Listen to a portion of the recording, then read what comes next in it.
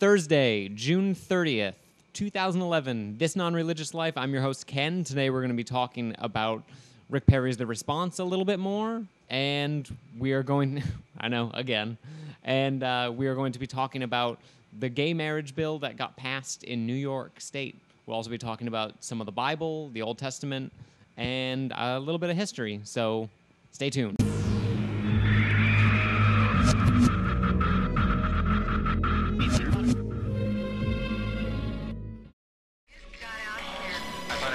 Jesus died on a cross. I go to church every Sunday. This got out here.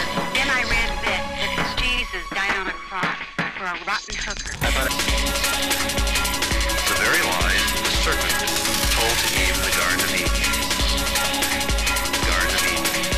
Garden of Eden. The gospel of Jesus Christ. Spreads confusion and promotes lies. The gospel of Jesus Christ. Spreads confusion and promotes lies. The gospel of Jesus Christ. Spreads confusion and promotes lies. The gospel of Jesus Christ. Spreads confusion and promotes. It's June 30th. This Non-Religious Life. I'm your host, Ken. With us, we have our co-host, Bob. Hey, how's it going? And sitting in for 1 second before he leaves is Jason. Hey, what's up? And today we're going to talk about just a quick discussion about the response. I know it's probably getting on everyone's nerves. We keep talking about it, but this is a gigantic deal. I mean, it's too good. It's God. It almost makes me think there is a God because he keeps giving us something to talk about. If you haven't been paying attention, the response is a giant prayer summit organized by Rick Perry, who's the governor of Texas, and he's using his full capacity as governor to promote this thoroughly Christian event, and he's working on it with the American Family Association, which is a hate group as designated by the Southern Poverty Law Center. And it's going to be this August, and in case anyone hasn't heard yet, we are totally trying to get there, and you can help us get there by going to indiegogo.com/therebuttal. A little bit of witticism from us. But Bob's actually, he emailed the Freedom from Religion Foundation, asked them what they were doing about this, because it's such a huge church-state conflict. And what did you get back in response? Somebody from their office sent me an email back, and it outlined what they did. They sent me a copy of their press release, and then they sent me a copy of a letter that was sent from them by the vice president of Freedom from Religion Foundation, and her name is Annie Laurie Gaylor, co-president. Oh, yeah, Annie Laurie Gaylor. Yeah. And basically, it was a pretty lengthy letter, and you can tell it's sort of it's not in lawyer speak, but it is very they sort of cover all their bases. They outline all of the things that he does that they object with, and then they support it with either direct quotes that he's made or elements that they take from their website, and then they raise their objections to it. And but the best part, which I thought was where they become the most critical is that towards the end where they have a paragraph that says nothing fails like prayer. And they go on to say that our membership believes not in useless prayer, but in good works and action. We believe in public officials taking responsibility for the actions or inactions which have led to such crises. Prayer is the ultimate political cop-out. Prayer is what politicians fall back on when they don't want to offer true leadership. Are we prepared to learn anything from these trying times, or are we just going to pray? Translation, do nothing. Yeah. Which is, I felt that, I like that it echoes my sentiment about, why are we spending all of this time and resources on praying when it accomplishes nothing? It's true. I mean, you come at it from perspective of politicians should be people of action. They should be, working, we're paying them as taxpayers to get things done. Yeah, essentially they're hired to do a job. Yeah. I mean, they're public servants. They're public employees. If I went into my job and, I was given a project And I was like, I think I'm just going to pray that it gets done. Rather than actually do something about it, I'd be fired. No, because God's not going to do it for you. Yeah, like if you, I think that if you want to pray to do something, if you want to take time to pray as a private citizen, I think that you're entirely within your rights to do so. However, as your employer, I would expect results, not prayer. That's exactly it, too. Like, as we've said before, if Rick Perry, private citizen, John Q. Public, wants to go to some sort of prayer summit or organize it on his own dime, that's fine. Whatever. Like, that is totally his prerogative. That letter from the Freedom from Religion Foundation, they do make that same point. They say, look, if you want to attend, you have to do this as a private citizen, and you can't spend government money to do it. Yeah. And he really is using his clout as governor to do this, because he's, right on the response page, there's a little like a mission statement sort of thing from Rick Perry, and he signs it, Governor Rick Perry. He put the press release up on his official government website, which means people who are government employees getting paid government money were using that money to pay them for the time it took them to put that up there.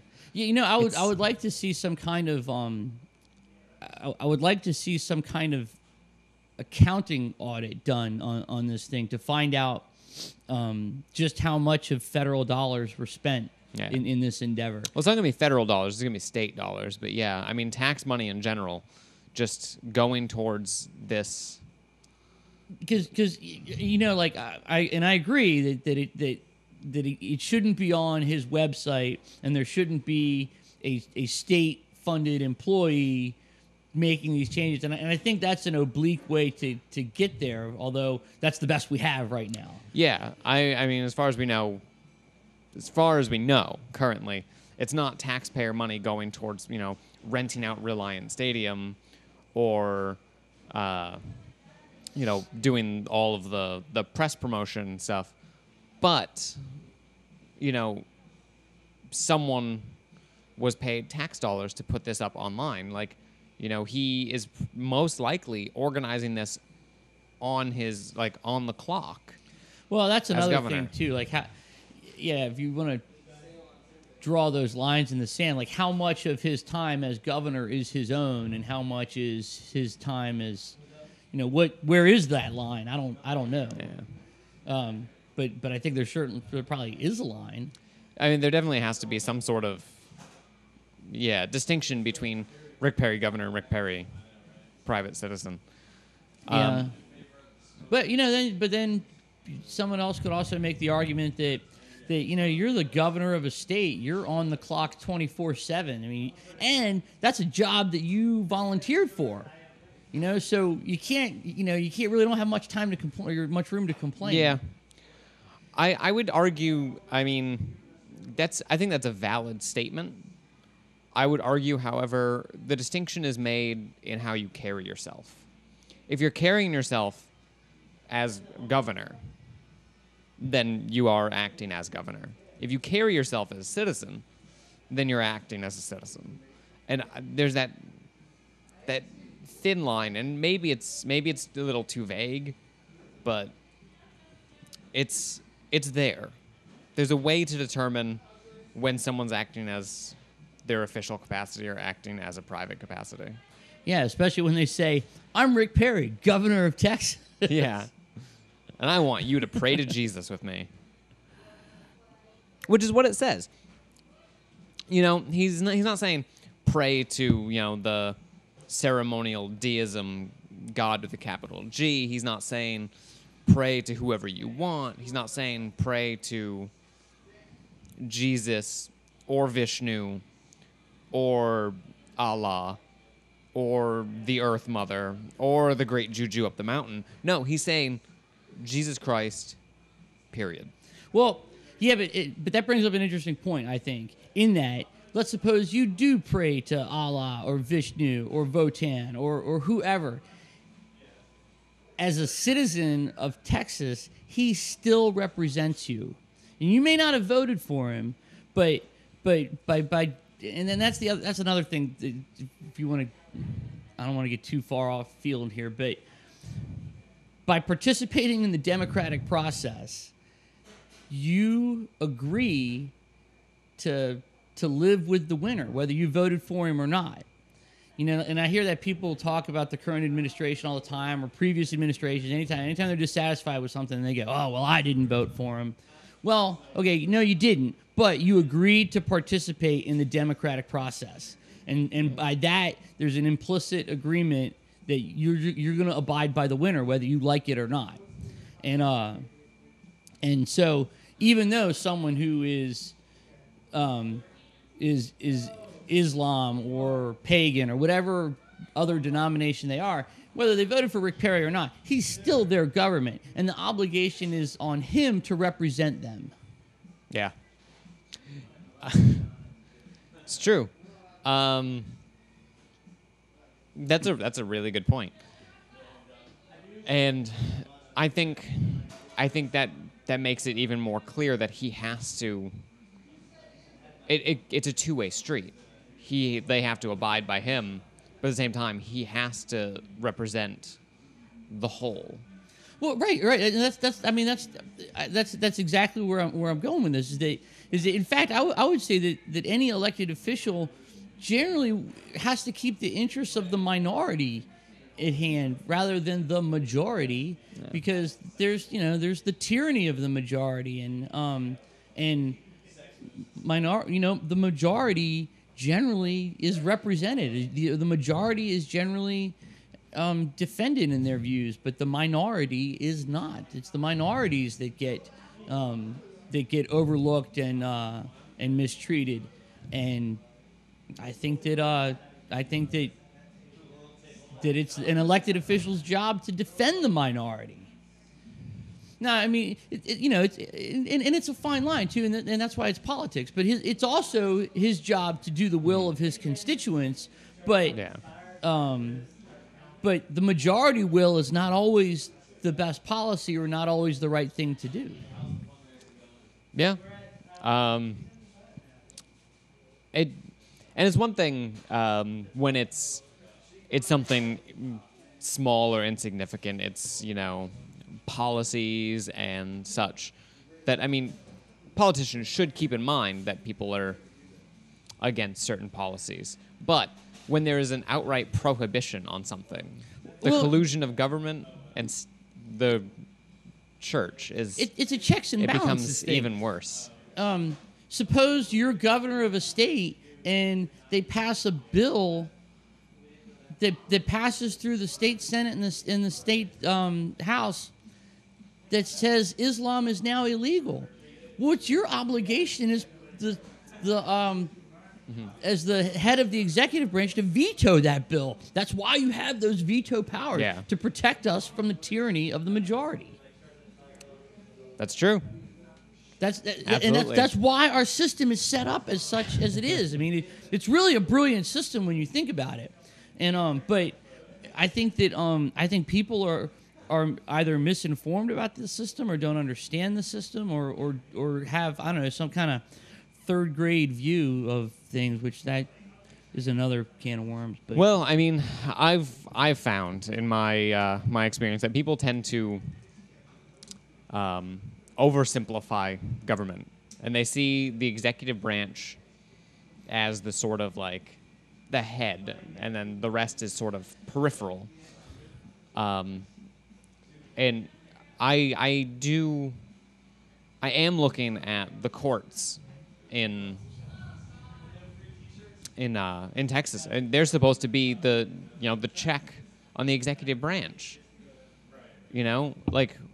I'm very disappointed with the entire government of Texas as it is right now, because from what I've seen, there hasn't been an outcry from the other two branches condemning what's going on.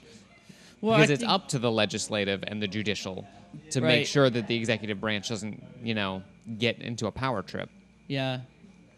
So it almost makes me wish that like I lived in Texas so that I could, I don't know, I'd find a lawyer friend and file a suit. Like I'd sue in federal or I'd sue in state court to say, prove to me that you didn't use state funds to do this, and that I want to show you in the court of law that your actions as an elected official are unconstitutional. I know. And I'm surprised I haven't seen that too. How it doesn't can't anybody bring that suit to court? Can't anybody file a suit that way? I believe so. I mean, anyone who's a citizen of the state of Texas should be able to bring that to court. The only thing is they have to prove standing, which sucks. In a lot of the church-state arguments, that's the hardest thing to do. I mean, that's why the, God on the pledge, God and the money thing keeps failing. Yeah, I know what you're saying too, like earlier about you got to pick your battles. You got to pick your battles, exactly. You don't go into one that you might lose. Yeah, And but time is I of the don't essence see how here, you could too. lose this. I mean, if you could, Yeah, I don't know. if you could just ask, be like, I'm suing to see if state money is going towards this. I mean, and this is a message to all you people in Texas. Hopefully we got a few people in Texas watching now after we interviewed Dr. Moore last week. Because it's so important to Texas. Texas is huge population of the United States. It's the second most populous state or something like that. I don't know. It's got it's one of the higher population states, I'm pretty sure. I know it's one of the larger land mass areas. They have several large cities. That's the wow. From downstairs, in case you couldn't hear it, zombie popcorn was being fired up downstairs. And if this gets ignored and no one fights against it, then this will become a precedent for other states. It won't be long before the governor of Utah does it, or the governor of Montana does it, or the governor of Minnesota does it. Did you see Bill Maher? Did we talk about this? Bill Maher called this policy "Yeehaw, Jesus, take the wheel." Oh God, no, I didn't. That's almost what it seems like, And Texas is an interesting state in and of itself, being formerly being its own country for a very short period of time, and it seems like they still have that mentality sometimes in government that they're their own thing. I think that's a healthy mentality, though, as far as it goes. I mean, they desire independence, but at the same time, they agree to participate in the political and the democratic process. I mean, every state should feel that way. The union is the United States, the participation of other states, it shouldn't be because they have to. It should be because you want to. Yeah, I mean, my home state is the state that has suggested secession from the United States more times than any other state. Good old Massachusetts. I love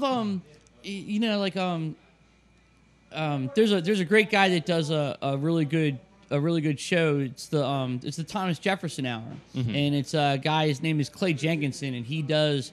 I think it's called the Chautauqua method of historical interpretation, where he personifies Thomas Jefferson, and it's a radio show and it's a call-in show, and it's great. And what he does is for, I don't know, half hour, 45 minutes, is he fields calls and questions and answers them as Thomas Jefferson to the best of his ability. And the guy's really good, and he doesn't say, he doesn't just have an answer. He says, I answered this, much like I did in 1732 to a letter to so-and-so, and he substantiates his answer with Jeffersonian historical precedent or Jeffersonian action or Jeffersonian writings, which he knows backwards and forwards. And then he sort of applies them to modern times. But he says things all the time, like, and I feel it's very true, right? And this is probably, from the mouth of one of the guys that knows one of our founding fathers the best, that, if you don't like the Constitution, we should tear it up every year. We should tear it up every year, write a new one, and start over. But we don't, you know. And he maintains that there should be a turnover in the Senate and the House every election period. Throw everybody out, get new people in. If you're not happy with them, get rid of them. If you're not happy with the Constitution, vote it down, write a new one. And he, you know, he maintains that we should make those changes. We should do that. We shouldn't just abide by the status quo if you're not happy with it. That's his vision of the democratic process is constantly to rewrite the rules, not shoehorn your new policy into old rules that you. Yeah, I think that's pretty indicative of what the Founding Fathers were. They were a bunch of rabble-rousers. They were people who were sick of the old system, and I mean, they created an entirely new system on top of it. You know, they got rid of. They didn't like the monarchy. They didn't like the way parliamentary democracy worked. They got rid of it entirely. Yeah, and created a republic system. Yeah, it is interesting to hear that. I mean, you know, and it's funny when you hear, you know, you're envisioning you know, Thomas Jefferson telling you to tear up the Constitution. Yeah. It's a bold claim, but you know, he doesn't just say tear it up and do nothing and anarchy. No, he says write a new one. Yeah, you know, start over. But I don't know, it's interesting to think about. And I think that's a good point to segue into the next, because, you know, we're talking about taking the status quo, and if it doesn't work, tearing it up and throwing it out. As many of you know, last week, gay marriage was finally voted on and approved and signed into law, the Marriage Equality Act in New York.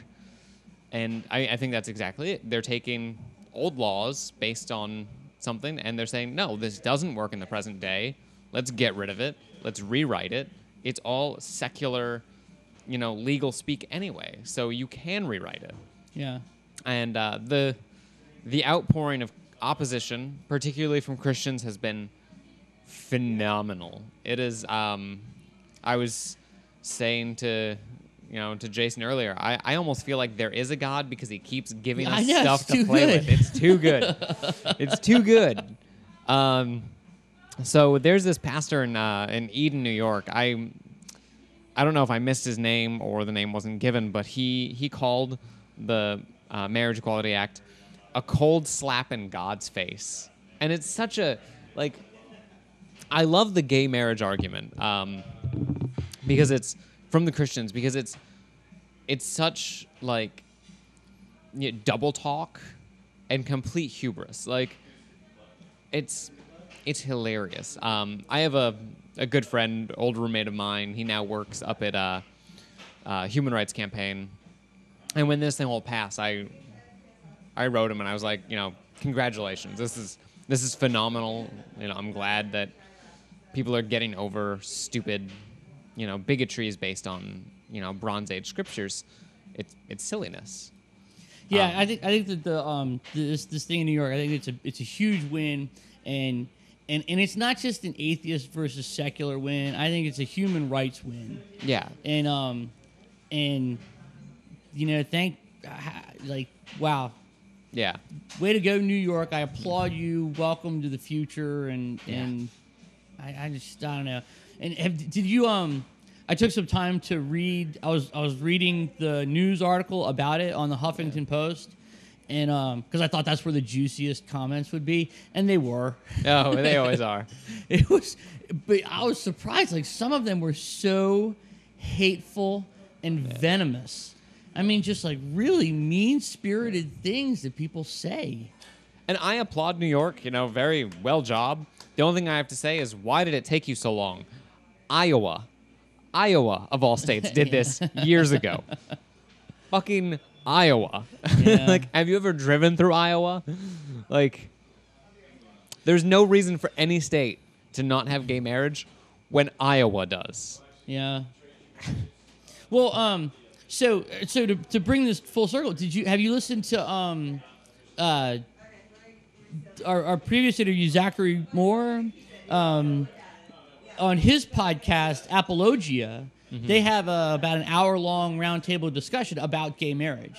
Really? And it's the podcast that he does with I forget everybody's name, but he's sort of the moderator, and he has people from voicing opinions from a secular standpoint and from a scriptural standpoint, because some of them are are believers and Christians, and one of his panel members was someone who was gay, and they were planning their own wedding, but now but they're in Texas, right? So they can't get married in Texas, and now they got to go to New York or Iowa or someplace, and they were talking about it, and the believers were they definitely had this sort of like new warm and fuzzy, like, okay, it's all right, well, God loves you and he loves everybody, and the church welcomes you even though you're gay, but I still have a problem getting around gay marriage. And he wouldn't just say, fine, anybody can get married, man, woman, it doesn't matter. He falls back on that well, they can have civil unions, but a marriage is just man and woman, and then they fall into this thing like okay, you can be married, but homosexual behavior is prohibited, so you're married but you're celibate, or if you're single, you're certainly celibate. Yeah, it's my problem with technically, if you read the Pauline epistles, Paul, and when I talk about the Pauline epistles, I mean the 7 that are generally considered to be legitimate. Paul preaches celibacy for everyone. Yeah. He sort of allows marriage as a, all right, if you have to, but sex for procreation only. Right. And this whole idea, they get upset about, homosexuality because of what they read into, I believe it's Romans, and there's the passage, Leviticus 18:22, which calls it an abomination. You shall not lie with a man as you lie with a woman. It's an abomination.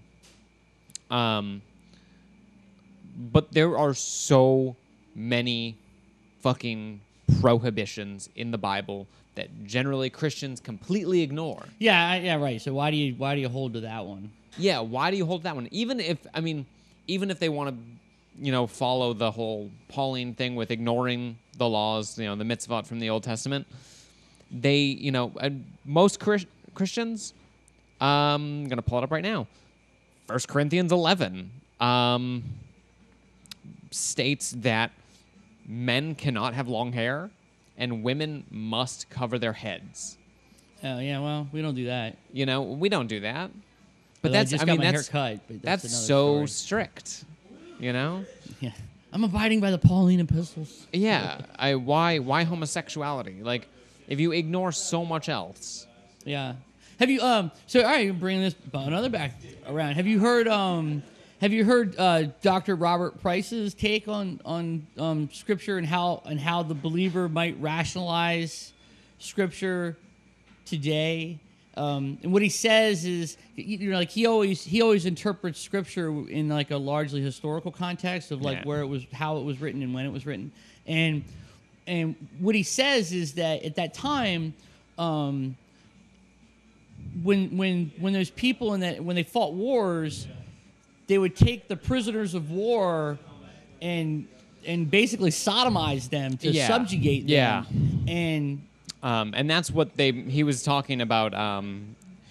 I believe he was talking about Genesis 19. He was talking about Sodom and Gomorrah, and when the people of Sodom they wanted to know the 2 angels.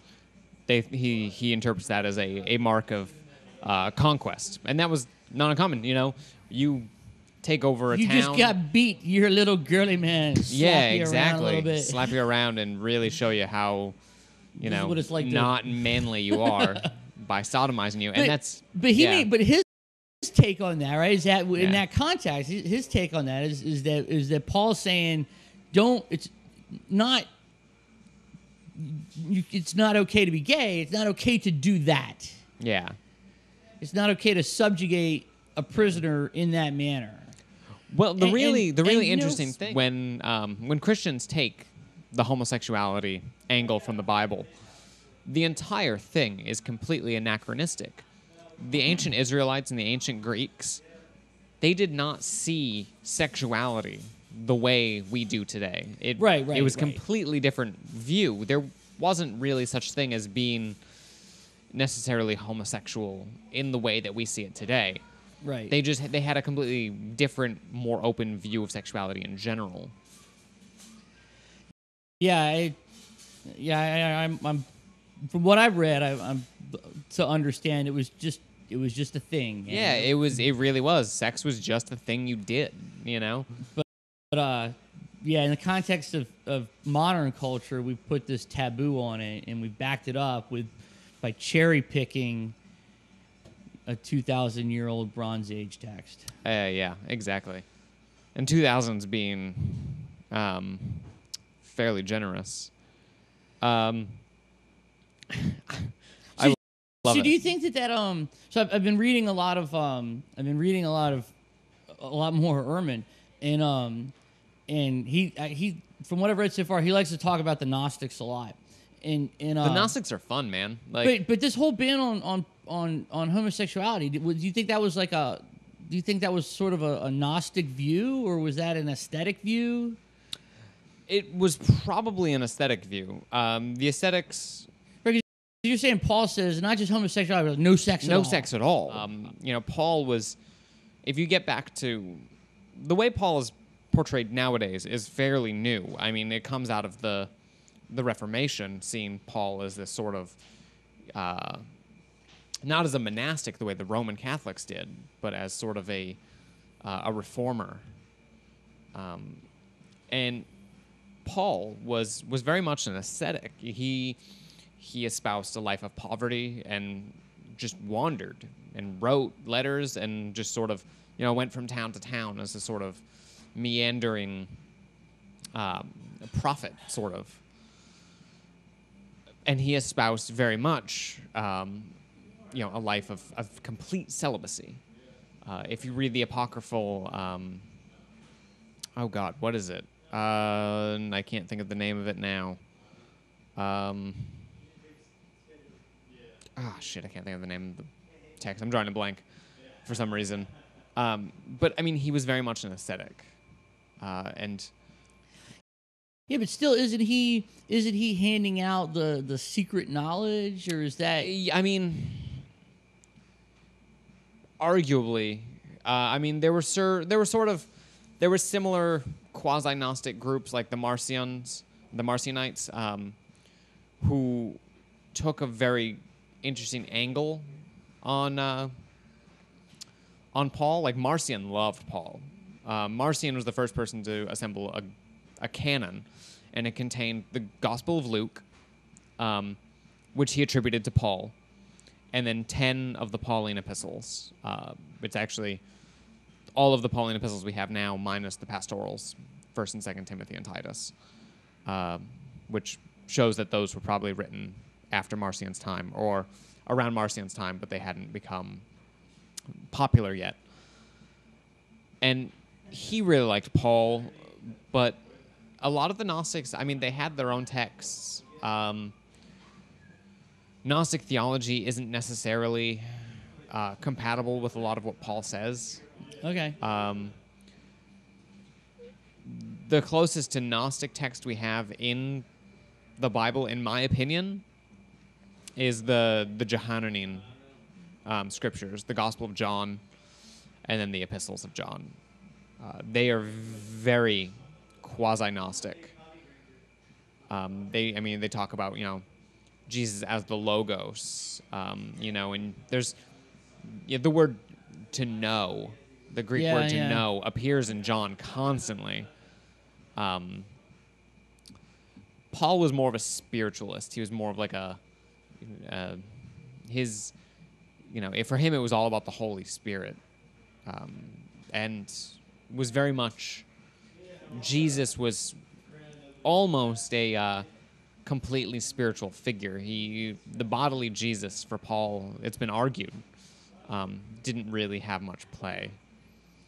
Yeah, I don't know, just thinking about it in terms of what I've read, I just see all of this sort of cherry picking as a Absolutely. Cherry picking the Bible. I mean, here's the thing about the Bible. The Bible is a big fucking book, you know? Yeah. I've read it a couple times, different translations. I'm working through it in Greek now. I'm working through the Apostolic Fathers. Are you also reading it in its original Klingon? Yes. I'm learning Greek, Koine Greek, to read through it now, and I've read John. I've read a bit of the Johannine scriptures because they're, very frankly, they're the simplest to read. Ephesians and Colossians, those epistles are probably the most difficult. Luke, I've heard, is very difficult. I haven't gotten to Luke yet, but it's very hard to find what original means because we all have copies of copies of copies Right. of copies of copies of copies. But of like, copies. I'm wondering, with regards to really any issue, how does the true believer reconcile the cherry picking?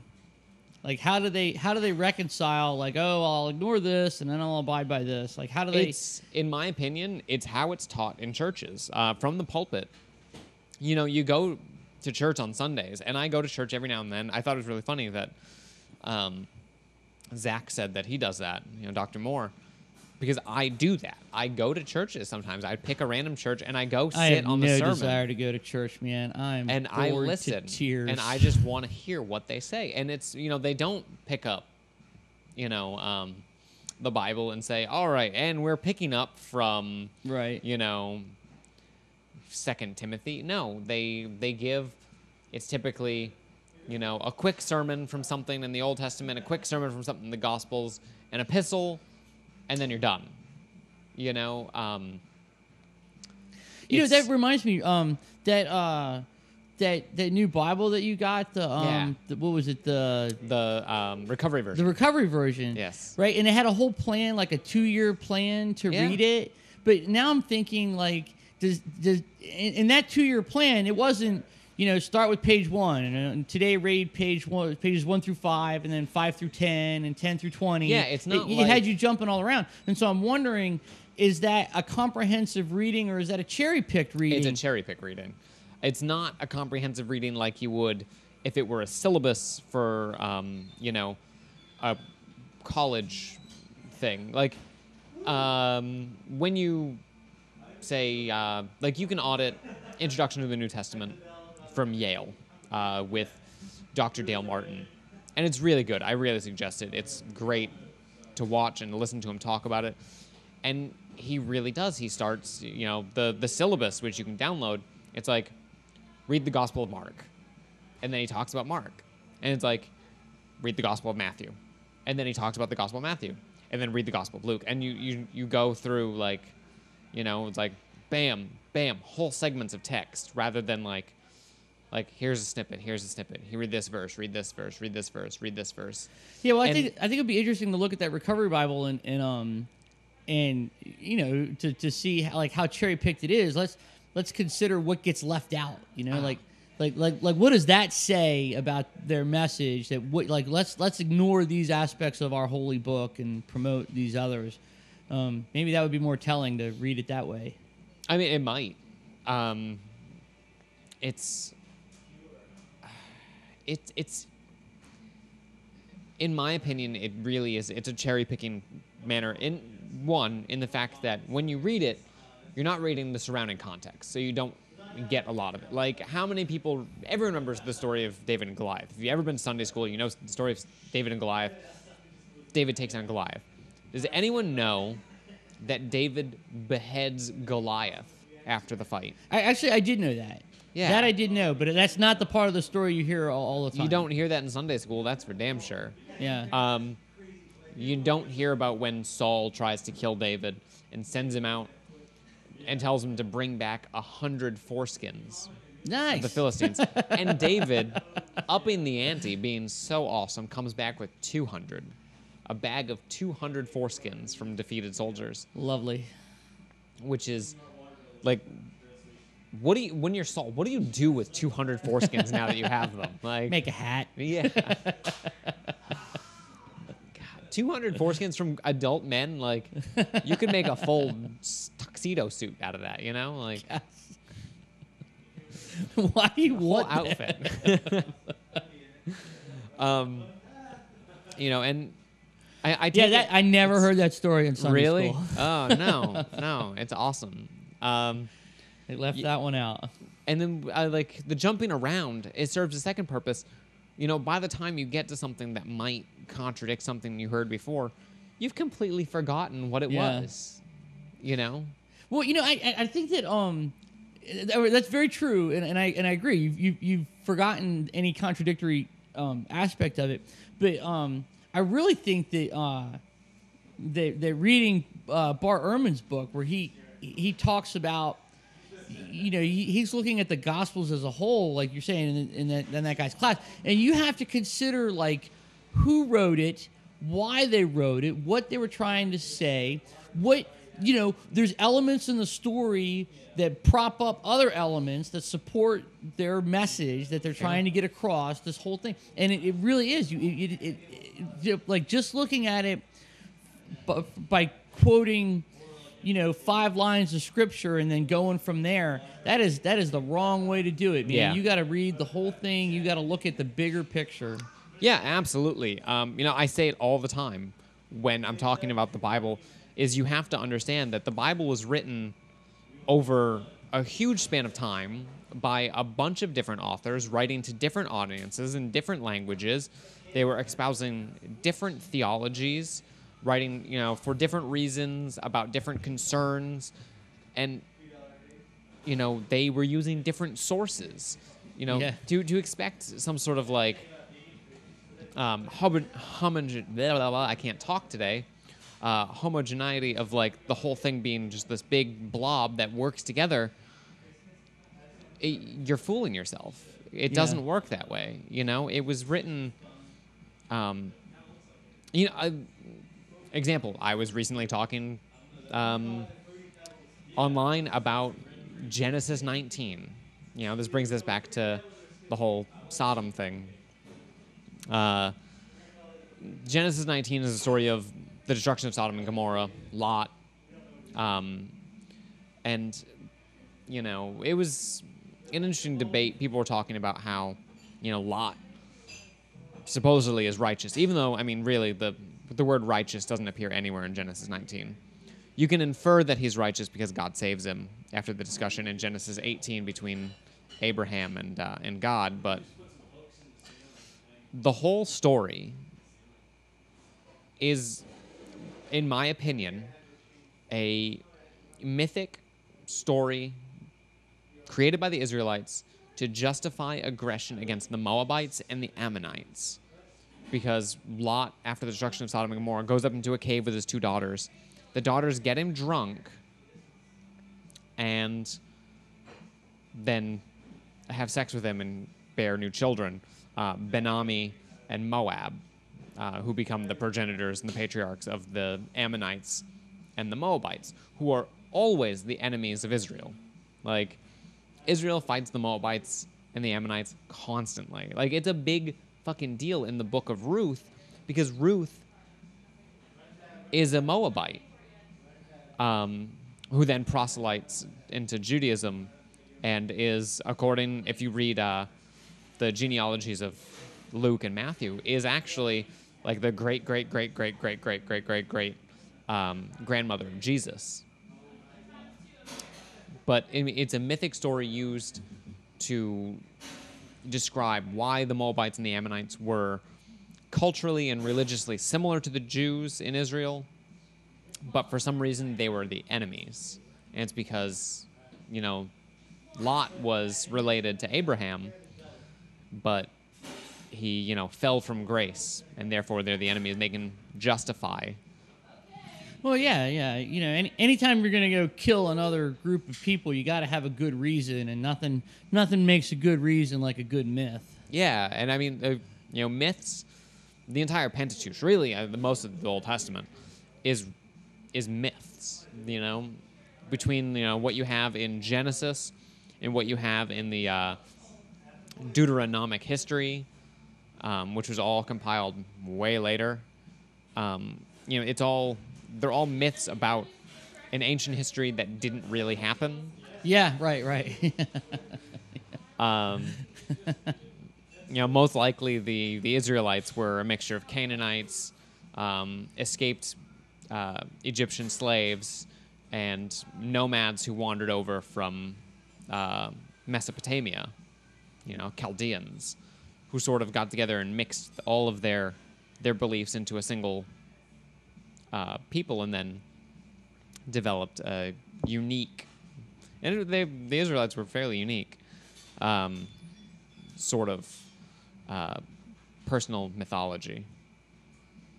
And a lot of it was to just, to support cultural mores, They, believed that, I don't know, that lying with another man was immoral. For the reason, like Dr. Price states, that it was probably a sign of conquest. I thinking about the myths in the Old Testament. My biggest picture in my head from Old Testament stuff comes from Hollywood. It comes from movies, man. Come on, Charlton you can't. Heston as Moses. Yeah, I don't. Yeah, well, people talking about Moses. That's who I see up there. It's Charlton Heston, man. That's exactly who I see. And you're right, man. It's a great myth. It with is. no historical basis whatsoever. There's no evidence for the history of that. And Actually, I mean, the archaeology points in the exact opposite direction. The exact opposite direction. Which I think that's very interesting because years ago I always sort of took that as okay, this is what happened, and I even had a shred of skepticism about it then, where I was thinking to myself, well, this is an ancient story, so it probably didn't happen exactly like that, but they probably got the bigger details right, and now I'm finding out that. There were no bigger details. It was all a fabrication, and and what I like to joke is like I always like to say, it was real insofar as somebody really made it up. That's the extent of its reality, and But now I want to bring it back around a little bit. There was a time when Hollywood was making a lot of Bible stories, man.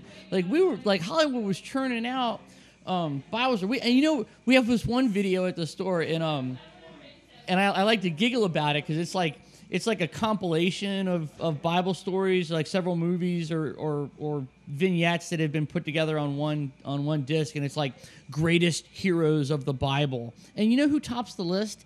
Abraham. This is the story of Abraham sacrificing his son for God, because God told him to, just to see if he would do it. Yeah. That's the number. If I'm going to make a list of greatest heroes of the Bible, boom, let's put that story in. What does that say? Jesus Christ, that drives me crazy. It makes me think of God being, on the set of Punk'd. Let's see if we can get Abraham to sacrifice his son. That he, it really strived super hard to get, and only God, because God made his barren wife able to conceive through magic. That's great. So anyway, I think that I'm seeing this, and especially now with the culture being what it is today, I see a more secular slant in mainstream entertainment, not the news, not that, but I mean in movies and TV shows, and and I think it's because you know, those. If you're in Hollywood, you know somebody that's gay, and you're probably friends with them, and that probably makes you side with their cause, and so now the religious. So now the religious movements or the religious right, they're branching off into their own sort of different kind of Hollywood. There's that like now there's that organization, and they put this little dove stamp on movies and TV shows that these are like, we approve these, and now they're starting to produce their own. Kirk Cameron is in on that, God. and who's the other the bad Baldwin, Stephen. Oh yeah, Stephen Baldwin. Stephen Baldwin. But they represent The bad Baldwin. yeah, they represent a I don't want to say fringe movement, but they represent a you know, small minority movement in movies and TV, where the majority of movies and TVs are heading to a secular, scientific. I don't want to say atheist, but at least agnostic Yeah. approach. At least quiet on the And the certainly stance of gay religion. friendly. I mean, yeah. Jesus Christ, look at Glee. Which I know, love that really. show. Big. I've never seen it, but I don't watch much TV. So I watch a little TV. The Office, The Daily Show, Yeah. Parks and Rec. That's about it. All of which are Huluable. Yes, they are. Yes, they are. However, God, Hulu pisses. Not to go off on a rant right now, but Hulu pisses me off. You pay for it, and you still get commercials, and that makes me mad. Oh, really? Is that you pay for it now and you still get the commercials? Yeah. Damn it. Although their commercials are just barely tolerable. Like I don't know. Yeah. Hey, sorry. Not to go off on a rant about Hulu. Yeah. So this is, the whole. We've sort of gone around on a rant around, starting with the gay marriage thing in New York, and we've talked about Sodom and Gomorrah, and we've talked about we're all all sorts over of the things. place. We're all over the place today. Where's Jason to keep us in line? Well, let's end on your news story, man. I want to talk about that a little bit Oh, because I God. think that's hilarious. All right. So, I mean, some of the stuff he says is just, it's a riot. So, let's see. Oh, does it actually give his name? I think it does. You'll have to. Art Kohl of Faith Bible Baptist Church in Eden, New York. I must have skipped it completely. So this guy actually put together. He mailed little booklets that he created containing passages in the Bible that address homosexuality, and he mailed them to like senators and the state assembly, and it's so ridiculous. What does he say? Apparently, this has convinced him that the end of the world is really drawing near. He Do we get to go talk about Harold camping? camping some more? again. God. Oh, and I didn't bring it up when it happened out of I thought would be good taste, but he's alive and he can't talk very well apparently. Harold Camping had a stroke, which isn't uncommon. The man is almost 90 years old. That shit happens. Yeah. So here's I don't know if we talked about this on the show, but my take on his stroke, and because a lot of religious groups are saying like, haha, God is judging him, right? He defrauded how many millions of dollars from the American public, and he is directly responsible for the deaths of, I don't know, I don't want to say countless because they haven't really been counted before, but several people, at least one that we know of, maybe more, and God punishes him so that he can't talk good. Yeah, no, that's exactly it. I would be pissed off if Yeah. that was the punishment that was rendered by a just God. That would drive me up a wall. You know what's really funny is like if that's his punishment, that is fucking bullshit. Yeah, I know, right? Because like it's like you didn't go to church on Sunday one time, you're going to hell. Eternal torment. Yeah. For not believing in God. Having a Defrauding pepperoni on Friday. millions of people, and you have a stroke so that you can't talk very good anymore. I know, man. Well, I mean, that's the thing with people like, when people say like, oh, well, God's judging him and that's what he gets. I can see how they would want to do that, but that's why it's so stupid. And it's so bad if you believe that because if that really is God's judgment, I have never seen a worse miscarriage of justice in my entire life. It makes the O.J. ridiculous. Simpson trial look like it was, Law 101. It's awful, mostly because it's complete ignorance to the fact that the man is almost fucking 90 years old. Like, he has lived well past the life expectancy of an average American by almost 10 years. Yeah.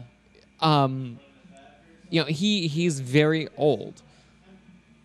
That shit happens. Yeah. Like, you get old and you have strokes and you die.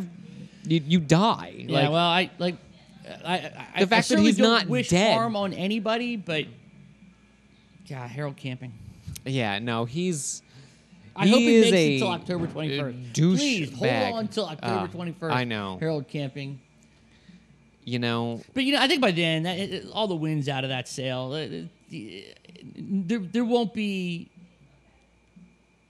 There might be like Harold Camping and Brother Mike will be the only guys left by October 21st that are still holding on to that. I want to believe that, but part of me deep down inside says no.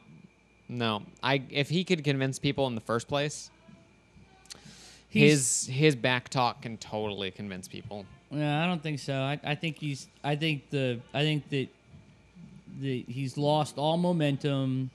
And even all the backpedaling he did, and I hope so. I really do. I hope so. I tastefully disagree. I think that if he can convince people in the first place that the world's going to end because of the reading of the Bible that just makes me shudder to think that someone could do. He could totally convince someone with backpedaling, because he stepped up the magic aspect, and that's what people like. They like that, that sort of like mystical, special magic aspect, and that's exactly what he did. He just moved the goalpost a bit, and he said, "What?" Yeah, he's a crazy old man.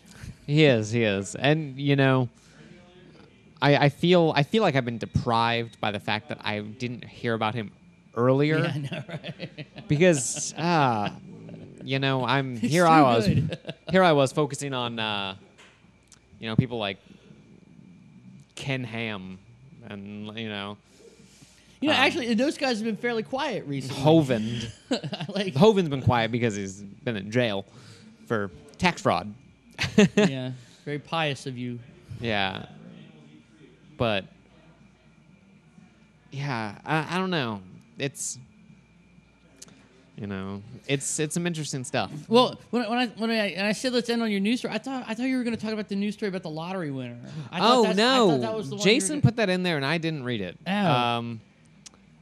But Yes. I read a quick thing about it, and it was just some snippet about some atheist who, on a lark, prayed for his lottery ticket to win. It and wasn't even did. his. It wasn't even his. was His like mom mom's- bought the lottery his mom's ticket. Yeah. And then he just said, "Oh my God, I'm gonna pray to see if you win, just to see." And then she did, and now he's like a believer. He's a believer. And I Talk was like, about confirmation bias. yeah. Like, And it must have been a slow news day or something. he had to miss on Tuesday. But that's Because always it. You think about like how many people buy lottery tickets and how many people. Someone's got to win. Yeah, and the very fact that you went like, oh, I'm gonna pray for it, ha ha, and then it went. That is not confirmation of any divine intervention. That's just Yeah, it's confirmation bias at its Right. You know, at its by best. at its best, by definition, you know, pay attention. Like, remember the hits, ignore the misses. Yeah. One hit, and I mean, granted, it's a fucking great hit. You know, I don't it's know how much awesome. money they won, but apparently it was. But you know what? In fact, if I remember the news story correctly, it wasn't a fortune. It was like $1 million, which, granted, is a lot. But $1 million doesn't. I would do a lot of things for $1 million. It doesn't. $1 million, you still got to keep your job. Yeah. You know what I mean? Yeah. Like that. You know, it's not. It. I'm sure it's life altering, but not to that extent. Yeah. And this dude prayed, and now he's a believer. And what does that say? Like, what does that say? Like, I can pray even if I don't believe. Like, you know. Yeah. God answers the prayers of people who don't believe in Him. I know that there are people dying of radiation poisoning in Japan right now. But I'm God, and I'm going to listen to the prayer of the one dude that doesn't believe in me. Well, the other prayers are probably depressing. Who wants to listen to that for eternity? You know. What the fuck kind of argument is that, man? I know. It's fucked up because you know you have the super devout who are amputees. Why doesn't God heal amputees? Right. You know. He has never healed an amputee. Yeah. What about the super pious who have never done anything wrong that die in some ridiculous, you know, mishap? Have you ever seen the footage of Richard Dawkins at Lourdes, France? And he's with a Catholic priest, and the guy's talking about like how many hundreds of thousands of people come to Lourdes, France to drink the water, and he was and Dawkins goes, okay, all right, well, so it's how many hundreds of thousands a year, and you know, like he's like, I don't know, it's 200,000-300,000 every year, and how many people have been healed in the 100 or so years of this well being active, and the guy was like 8, and he was like, that's not very good odds. Yeah, that's painstakingly awful odds. Like that is. You're likely. Oh, that reminds me. A friend of mine. Chance. Yeah. Chance is better than that. But all right, so here's a great story about confirmation bias. A friend of mine is from Lourdes, France. Right? Yeah, I was just gonna say we should have him on the show. And 'cause we need to talk about Lourdes. And he was telling me the story about how this couple went to Lourdes, France, because the wife was suffering from some illness, and she went to Lourdes, France to drink the water and be healed. And she did, and she wasn't. However, on the plane ride home, they were sitting next to a doctor who happened to specialize in whatever it is that afflicted her, and he treated her and basically, I don't know if he cured her illness, whatever it may be, or he improved her quality of life, whatever that was, because he was a doctor. That's how they met him. That's how they got into contact with him, by pure chance on the plane. They count that as a win for Lourdes, France. Like it wasn't the water that healed her. It was she drank the water. God's will put her on a plane next to a doctor who could help her. And so that's, you know, Lourdes, France, win. That's wildly confirmation That is biased. Awful. I'll ask him. Like, I'd like to talk rationalization. about Lourdes, Like, too. I think Lourdes is fun. Yeah, I'd like to talk about Lourdes because I think it's funny.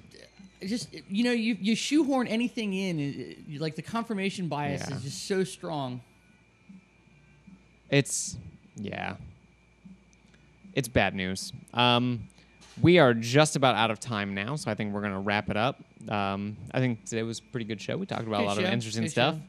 We missed Jason though. Yeah, even though he's sitting right there. Yeah.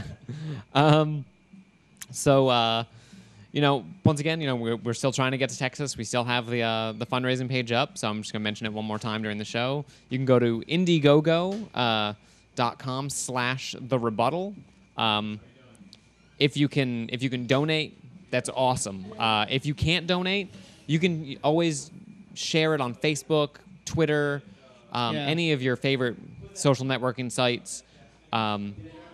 really, it's actually coming on. I think it could actually happen. I think it could happen. You know, we've received a couple $100 donations in a row now, and that is excellent. That's and we crazy. we have stuff to give away. You know, we can have you on the show. We can, if you live in the area here in Hampton Roads, you can get free food here at the restaurant we broadcast from, Path.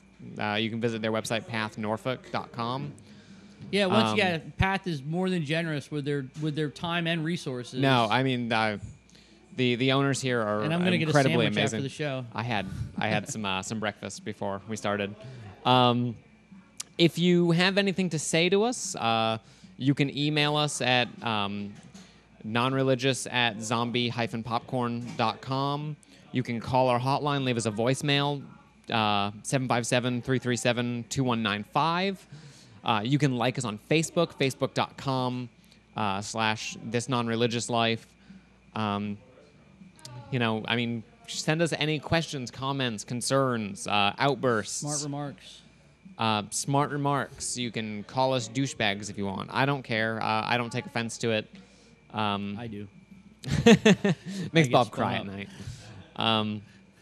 You know, who knows? Maybe someday we'll be able to read our hate mail like Richard Dawkins does, or Ingrid Newkirk.